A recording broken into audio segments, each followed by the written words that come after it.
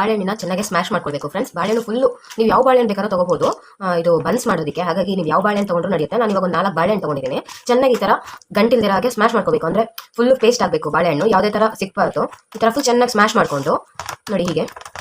ಇದಕ್ಕೆ ಇವಾಗ ನಾವು ಒಂದೊಂದೇ ಸಾಮಾನುಗಳನ್ನ ಹಾಕೊಳ್ಬೇಕು. ಬನ್ನಿ ಇದಕ್ಕೆ ಏನೇನು ಬೇಕು ಅಂತ ಹಾಕೊಳ್ಳೋಣ. ಇವಾಗ ಇದಕ್ಕೆ ಒಂದು ಸ್ವಲ್ಪ ಅಡುಗೆ ಸೋಡಾ ಫ್ರೆಂಡ್ಸ್, ಒಂದು ಸ್ವಲ್ಪ, ಮತ್ತೆ ಸ್ವಲ್ಪ ಉಪ್ಪು ರುಚಿಗೆ ತಕ್ಕಷ್ಟು ಫ್ರೆಂಡ್ಸ್. ಸ್ವಲ್ಪ ಜಾಸ್ತಿ ಹಾಕೋಂಗಿಲ್ಲ, ಸ್ವಲ್ಪ ಸ್ವೀಟ್ನೆಸ್ ಇರೋದ್ರಿಂದ ಇದಕ್ಕೆ ಸ್ವಲ್ಪ ಸಾಕಾಗುತ್ತೆ. ಸ್ವಲ್ಪ ಸಕ್ಕರೆ ಹಾಕೊಳ್ತಾ ಇದ್ದೀನಿ. ನಾವು ಬಾಳೆಹಣ್ಣು ಇವಾಗ ಸ್ವೀಟ್ ಇರೋದ್ರಿಂದ ನಮಗೆ ಸಕ್ಕರೆ ಜಾಸ್ತಿ ಬೇಕಾಗೋದಿಲ್ಲ. ಹಾಗೆ ನಾನು 3 ಚಮಚ ಸಕ್ಕರೆ ಹಾಕೊಳ್ತಾ ಇದ್ದೀನಿ. ಮತ್ತೆ ನಾನು ಇದಕ್ಕೆ ಓಂ ಕಾಳು ಹಾಕೊಳ್ತಾ ಇದ್ದೀನಿ ಫ್ರೆಂಡ್ಸ್. ಈ ಓಂ ಕಾಳು ಹಾಕೊಳ್ಳೋದ್ರಿಂದ ತುಂಬ ಚೆನ್ನಾಗಿರುತ್ತೆ, ಟೇಸ್ಟ್ ಕೂಡ ಅಷ್ಟೇ ಚೆನ್ನಾಗಿರುತ್ತೆ. ಓಂ ಕಾಳು ಹಾಕೊಳ್ಳುವಾಗ ನಾವು ಈ ಥರ ಉಜ್ಜಬೇಕು ಕೈಯಲ್ಲಿ. ಈ ಥರ ಉಜ್ಜಿಬಿಟ್ಟು ನಾವು ಹಾಕೊಳ್ಬೇಕು. ಅವಾಗ ಅದ್ರ ಪರಿಮಳ ಫುಲ್ಲು ತುಂಬ ಚೆನ್ನಾಗಿರುತ್ತೆ, ಟೇಸ್ಟು ಅಷ್ಟೇ ಚೆನ್ನಾಗಿ ಬರುತ್ತೆ. ಮತ್ತೆ ಮೊಸರು ಹಾಕೊಳ್ತಾ ಇದ್ದೀನಿ ಫ್ರೆಂಡ್ಸ್. ಇದಕ್ಕೆ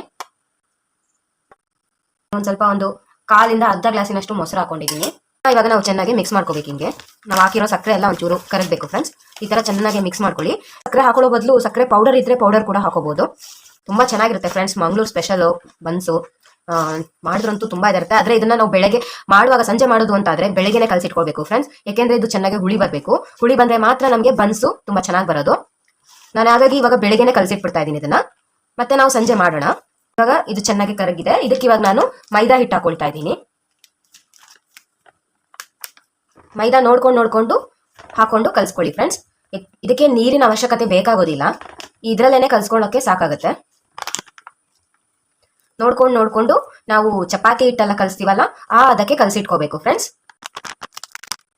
ಚೆನ್ನಾಗಿ ಈ ಥರ ಮಿಕ್ಸ್ ಮಾಡ್ಕೊಳ್ಳಿ.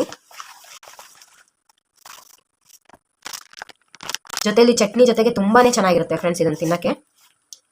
ಇವನ್ ಮಕ್ಳಿಗೆಲ್ಲ ಸಾಯಂಕಾಲ ಟೈಮಲ್ಲಿ ನಾವು ಬೆಳಗ್ಗೆ ಕಲಸಿಟ್ಬಿಟ್ರೆ ಸಾಯಂಕಾಲ ಮಕ್ಕಳು ಸ್ಕೂಲಿಂದ ಬರುವಾಗ ಅವ್ರಿಗೆ ಈ ಥರ ಸ್ನ್ಯಾಕ್ಸ್ ಎಲ್ಲ ಮಾಡಿಕೊಟ್ರೆ ತುಂಬ ಖುಷಿ ಆಗುತ್ತೆ ಮಕ್ಳಿಗೂ.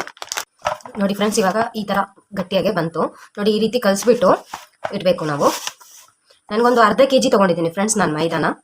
ಒಂದು 4 ಬಾಳೆಹಣ್ಣು ಹಾಕಿದ್ದೀನಿ. ದೊಡ್ಡದಾದರೆ 3 ಬಾಳೆಹಣ್ಣು ಹಾಕೊಳ್ಳಿ, ಚಿಕ್ಕದಾದರೆ 4 ಬಾಳೆಹಣ್ಣು ಹಾಕೊಳ್ಳಿ. ಬನ್ಸ್ ಅಂತ ಹೇಳಿದ್ಮೇಲೆ ಬಾಳೆಹಣ್ಣು ಬೇಕೇ ಬೇಕು. ಬಾಳೆಹಣ್ಣು ಇದ್ರೇನೆ ತುಂಬ ಚೆನ್ನಾಗಿರುತ್ತೆ. ನೋಡಿ ನಾನು ಇವಾಗ ಈ ಹಿಟ್ಟಿನ ಈ ಅದಕ್ಕೆ ಕಲ್ಸ್ಕೊಂಡಿದ್ದೀನಿ. ನೀವು ಕೂಡ ಈ ಅದಕ್ಕೆ ಕಲಸಿ ಇಟ್ಕೊಳ್ಬೇಕು. ಇವಾಗ ಚೆನ್ನಾಗಿ ಹುಳಿ ಬಂದರೆ ಮಾತ್ರ ಚೆನ್ನಾಗಿ ಬರೋದಿದ್ದು. ಅದಕ್ಕೋಸ್ಕರ ನಾನು ಹೇಳಿದೆ ಬೆಳಗ್ಗೆ ಕಲಸಿಟ್ಬಿಟ್ಟು ನೀವು ಸಾಯಂಕಾಲ ಮಾಡಿ ಅಂತ. ಎಣ್ಣೆಯಿಂದ ಒಂದ್ಸಲ ಚೆನ್ನಾಗಿ ಮಿಕ್ಸ್ ಮಾಡಿಬಿಟ್ಟು ಕಲಸಿಟ್ಬಿಡಿ. ಹಿಂಗೇನೆ ಚೆನ್ನಾಗೆ ನಾದಿ ಕಲಸಿ. ಇವಾಗ ಹಿಟ್ಟು ರೆಡಿ ಆಗಿದೆ. ಇದನ್ನ ನಾನು ಒಂದು ತಟ್ಟೆ ಮುಚ್ಚಿಟ್ಬಿಡ್ತೀನಿ. ಇಲ್ಲ ತಟ್ಟೆ ಬದಲಿಗೆ ನೀವು ಒಂದು ಬಟ್ಟೆ ಕೂಡ ಮುಚ್ಚಿಡ್ಬೋದು. ಮತ್ತೆ ಹೇಗೆ ಮಾಡೋದು ಅಂತ ತೋರಿಸ್ಕೊಡ್ತೀನಿ ಫ್ರೆಂಡ್ಸ್. ಇದು ಇವಾಗ ನಾನು ಬೆಳಗ್ಗೆ ಕಲಿಸಿರೋದು ಸಾಯಂಕಾಲ ಆಗಿದೆ. ಇವಾಗ ಇದನ್ನ ಮಾಡೋಕ್ಕೆ ಅಂತ ಹೊರಟಿದ್ದೀನಿ. ಇವಾಗ ನೋಡಿ ಈ ಥರ ಚೆನ್ನಾಗಿ ನೆಂದಿದೆ. ಅದು ಚೆನ್ನಾಗಿ ಹುಳಿ ಬಂದಿದೆ ಫ್ರೆಂಡ್ಸ್. ನೋಡಿ ಈ ಥರ ಚೆನ್ನಾಗಿ ಹುಳಿ ಬಂದಿದೆ. ಇದು ಸಣ್ಣ ಸಣ್ಣ ಉಂಡೆ ಮಾಡ್ಕೊಳ್ಬೇಕು. ನಿಮಗೆ ಪೂರಿ ಥರ ಲಟ್ಸೋಕ್ಕಾದ್ರೆ ಲಟ್ಟಿಸ್ಬೋದು. ಮಣ್ಣೆನಲ್ಲಿ ಈ ಥರ ಹೊತ್ಬೋದು ಫ್ರೆಂಡ್ಸ್. ನಾವು ಹಪ್ಪಳ ಪೂರಿ ಎಲ್ಲ ಹೊತ್ತೀವಲ್ಲ ಆ ಥರ ಇದು. ಇದ್ರ ಕೆಳಗಡೆ ನಾವು 1-2 ಪ್ಲಾಸ್ಟಿಕ್ ಕವರ್ ಹಾಕೋಬೇಕು. ಈ ಥರ ಪ್ಲಾಸ್ಟಿಕ್ ಕವರ್ ಹಾಕೊಂಡು ಸ್ವಲ್ಪ ಎಣ್ಣೆ ಹಾಕೊಳ್ಬೇಕು. ಈ ರೀತಿ 2 ಸೈಡಿಗೆ ಎಣ್ಣೆ ಹಾಕೊಳ್ಬೇಕು. ಈ ಥರ ಕವರ್ಗೆ ಈ ಥರ ಉಂಡೆ ಹಿಂಗೆ ಇಟ್ಬಿಟ್ಟು ಇನ್ನೊಂದು ಪ್ಲಾಸ್ಟಿಕ್ ಕವರ್ನ ಈ ಥರ ಮೇಲ್ಗಡೆಯಿಂದ ಮುಚ್ಚಿಬಿಟ್ಟು ಹಿಂಗೆ ಒತ್ತಬೇಕು ಫ್ರೆಂಡ್ಸ್. ಈ ರೀತಿ ಒತ್ಬಿಟ್ಟು ಕಾದಿರೋ ಅಂಥ ಎಣ್ಣೆನಲ್ಲಿ ಉರಿಬೇಕು. ಎಣ್ಣೆ ಕಾದಿದೆ ಫ್ರೆಂಡ್ಸ್. ಎಣ್ಣೆಗೆ ಈ ರೀತಿ ಹಾಕೊಳ್ತಾ ಇದ್ದೀನಿ. ಈ ರೀತಿ ಎಣ್ಣೆನಲ್ಲಿ ಬೇಯಿಸ್ಕೊಳ್ಬೇಕು. ನೋಡಿ ಎಷ್ಟು ಚೆನ್ನಾಗಿ ಉಬ್ಬಿತ್ತು ಅಂತ. ಹುಳಿ ಬಂದಿದ್ರೆ ತುಂಬ ಚೆನ್ನಾಗಿರುತ್ತೆ ಫ್ರೆಂಡ್ಸ್. ಅವಾಗಲೇ ಬನ್ಸು ತುಂಬ ಚೆನ್ನಾಗಿ ಬರೋದು. ಎಣ್ಣೆನಲ್ಲಿ ಈ ರೀತಿ 2 ಕಡೆನೂ ಬೇಯಿಸ್ಕೊಳ್ಬೇಕು. ಇದಾಗಿದೆ. ಇವಾಗ ಇದನ್ನು ತೆಗಿತಾ ಇದ್ದೀನಿ. ಇನ್ನೂ ಒಂದು ಹಾಕೊಳ್ತಾ ಇದ್ದೀನಿ ನೋಡಿ.